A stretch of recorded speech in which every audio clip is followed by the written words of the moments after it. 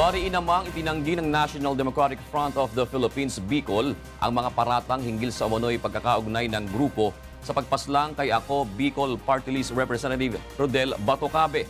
Narito ang ulat ni Joan Nano. Pinabulaanan ng National Democratic Front of the Philippines, Bicol ang mga akusasyon na sila ang nasa likod ng pamamaril kay Ako Bicol Party List Representative Rodel Batocabe. Sa opisyal na pahayag na inilabas ng grupo, iginiit ng mga ito na walang anumang unit ang NPA na sangkot sa naturang krimen.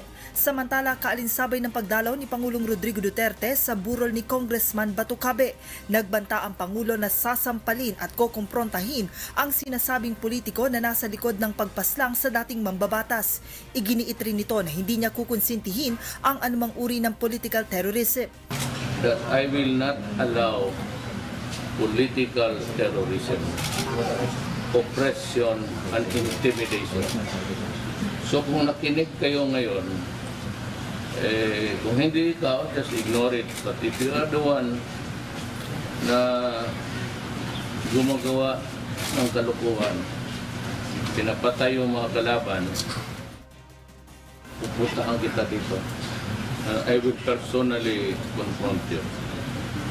Pag hindi tayo nagkaintindihan, sampalin kita dito sa harap ng...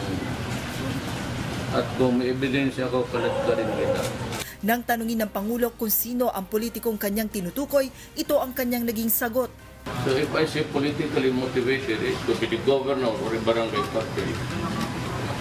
But my favorite name now is Mayor. But I'm not saying who that mayor is. Inirekomenda na ni Pangulong Duterte sa Commission on Elections na isailalim na sa kanilang kontrol ang bayan ng Daraga Albay.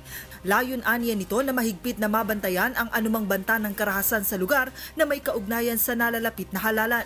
Muli ring nagpaalala ang Pangulo sa lahat ng mga kumakandidato hinggil sa alunan doctrine kung saan mahigpit na ipinagbabawal sa mga ito ang pagkakaroon ng mga bodyguard na mayroong matataas na kalibre ng armas maliban na lamang kung may pahintulot mula sa COMELEC. Joan Nano, UNTV News and Rescue, Daraga Albay.